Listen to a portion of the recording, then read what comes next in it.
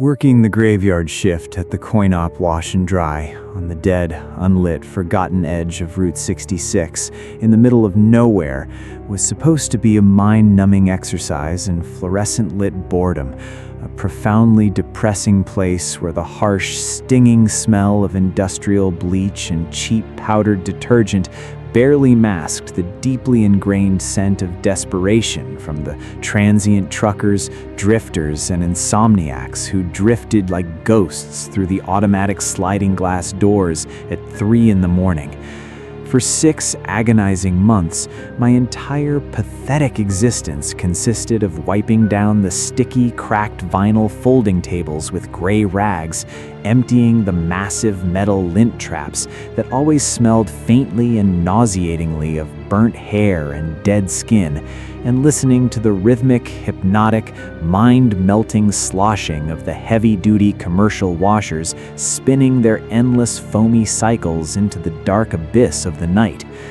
But the sterile, predictable, mundane reality of the laundromat began to violently warp, fracture, and decay into something profoundly unnatural last Thursday at exactly 2:14 a.m., when the ambient mechanical hum of the building suddenly shifted in pitch, dropping instantly into a low, vibrating, wet, organic purr that actively rattled the loose change in my apron pocket and made the fillings in my teeth throb with a deep, localized, sickening pressure.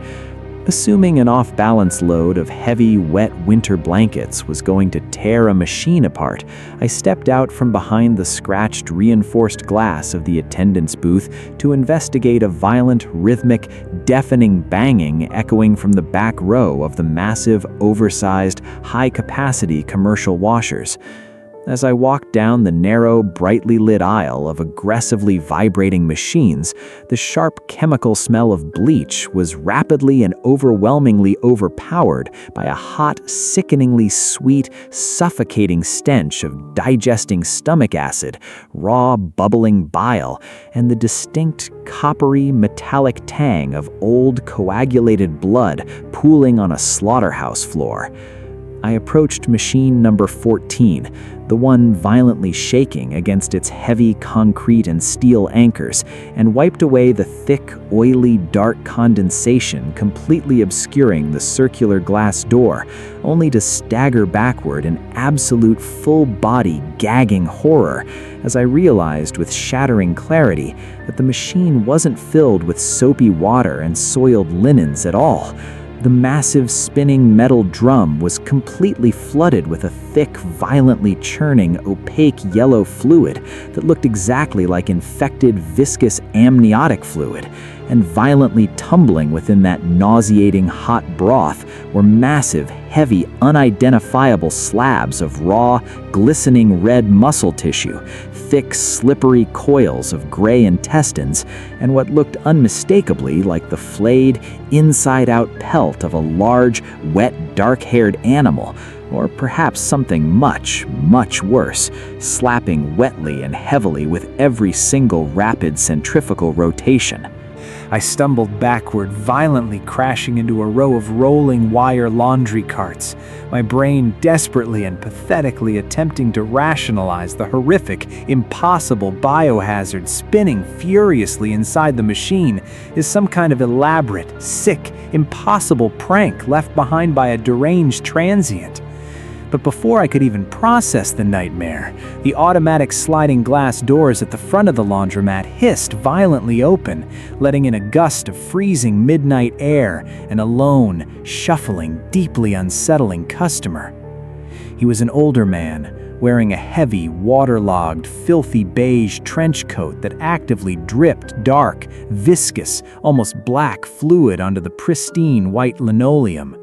And he moved with a disjointed, jerky, impossible, puppet-like stiffness, completely ignoring my terrified pale face as he dragged a massive black, heavy-duty contractor trash bag directly toward the bank of high-heat industrial dryers along the far, shadowy wall. I stood absolutely frozen behind a folding table, clutching my aluminum mop handle like a pathetic, useless weapon, watching with a racing heart as the man opened the heavy iron door to dryer number 4 and began to empty the mysterious contents of his heavy black bag.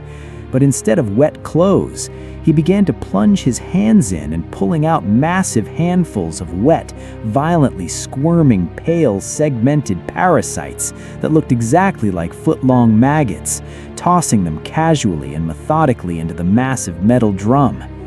When the bag was completely empty, the old man didn't close the dryer door. Instead, he slowly, agonizingly turned his head to look directly at me, his neck rotating a full 180 degrees with a sickening, wet, deafening cracking sound of breaking cartilage and snapping vertebrae, revealing a face that was completely smooth and horrifyingly featureless. No eyes, no nose, no mouth, just a blank, pale, fleshy canvas of tight skin stretched agonizingly over a human spool.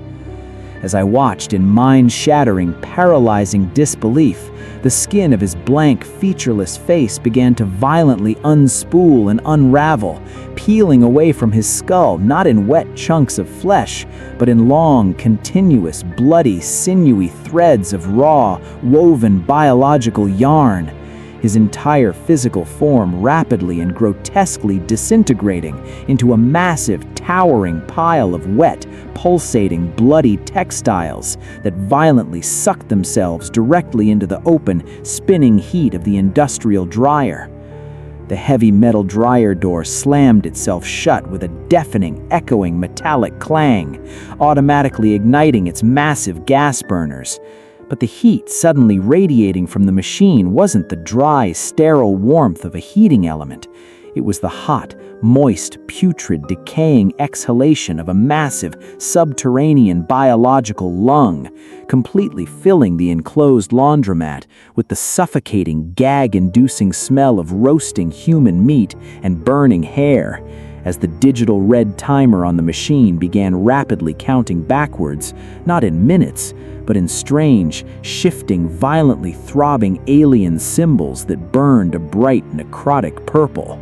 Driven entirely by pure, unadulterated lizard brain terror, I dropped the aluminum mop and sprinted blindly toward the front of the store, desperate to crash through the doors and escape into the freezing, empty, sprawling concrete of the parking lot. But as I slammed my entire body weight violently against the automatic sliding glass doors, the electronic sensors failed to register my presence, and the thick, reinforced glass felt unnaturally warm, impossibly soft, and sickeningly spongy beneath my bleeding knuckles, reacting exactly like pushing against the thick, calloused, living skin of a massive sleeping beast. I whipped around, realizing I was entirely trapped inside this brightly lit, humming concrete box, and realized with absolute, soul-crushing, whimpering despair that the architecture of the entire laundromat was actively mutating, softening, and digesting itself all around me. The pristine white linoleum tiles beneath my heavy work boots were rapidly softening and turning a deep, bruised, necrotic purple, actively squishing, expanding, and weeping a clear, slippery, acidic mucus with every single terrified, retreating step I took. The harsh, flickering fluorescent lights overhead suddenly burst completely simultaneously in a deafening shower of electrical sparks and shattered glass, plunging the entire room into a deep, bloody, pulsating crimson glow emanating directly from the massive banks of spinning machines. And as I looked down the long aisles, I saw the circular glass doors of all 40 washing machines slowly rotating and opening on their own. No longer mechanical portals of glass and steel, but massive, dilating, wet, biological irises, revealing gaping, tooth-lined, throbbing, throat-like tunnels extending impossibly deep into the fleshy, breathing walls of the building. The machines were roaring now, a deafening, overlapping, mind-shredding, multi-layered chorus of metallic grinding and guttural, wet, animalistic shrieking, violently regurgitating thousands of gallons of boiling, acidic, rust-colored stomach acid that rapidly flooded the aisles in a tidal wave of biomatter, instantly dissolving the hard plastic laundry baskets and melting the thick steel legs of the folding tables upon contact. I scrambled desperately onto the highest, thickest fiberglass folding table in the exact center of the room, my rubber boots smoking, bubbling and hissing from the highly corrosive sludge rapidly rising and pooling around my shrinking island, watching in absolute, weeping, paralyzed horror as the massive industrial dryer that had consumed the faceless man violently burst open from the inside, its heavy iron door tearing completely off its reinforced hinges and splashing heavily into the boiling, fleshy acid pool below. From the fiery, roaring, blinding darkness of the massive drum of the dryer's massive drum, a towering, horrific, impossible amalgamation of woven human anatomy violently dragged itself out into the aisle. It was a massive, arachnid-like monstrosity constructed entirely from tightly braided cords of raw, dripping muscle, violently pulsing blue veins, and long, wet, tangled dark hair. Its multiple double-jointed limbs ending in jagged, splintered human femurs that clicked and clacked heavily against the softening, fleshy floor as it turned its massive, blind, featureless head directly toward my trembling, weeping body. Braided, fleshy, towering monstrosity let out a deafening, high-pitched, mechanical screech that physically vibrated the fluid in my eyeballs and shattered the remaining glass in the room, lunging forward with terrifying, impossible, physics-defying speed, its jagged bone claws splashing through the boiling, rising acid as it closed the distance between us in a fraction of a terrifying second. I kicked out wildly with everything I had, my heavy, steel-toed boot connecting sickeningly and deeply with its central mass of woven, pulsing, wet muscle, but the creature absorbed the violent kinetic impact like a massive wet sponge, instantly retaliating by wrapping two of its thick, braided, muscular tentacles violently and inescapably around my right ankle with the crushing, unstoppable, overwhelming force of an industrial hydraulic press.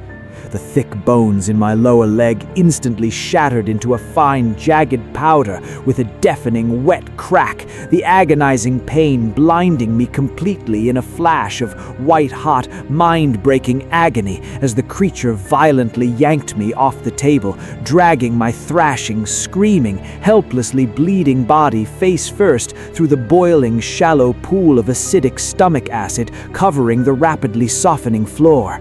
The acid instantly ignited my clothing and violently seared the skin and muscle directly from my cheeks, lips, and palms, but my wet, gurgling screams were completely drowned out by the deafening, rhythmic, hungry roaring of the 40 washing machines as the creature dragged me relentlessly, unstoppably toward the massive, open, tooth-lined, pulsating iris of machine number 1. I desperately, pathetically clawed at the softening, fleshy linoleum, my fingernails tearing completely out by their bloody roots, leaving streaks of exposed bone on the floor, but it was completely useless against the creature's immense power. It hoisted my ruined, bleeding, smoking body effortlessly into the humid air and violently shoved me headfirst into the dark, wet, throbbing, acidic throat of the machine. As the biological, fleshy, muscular door dilated and violently snapped shut behind me,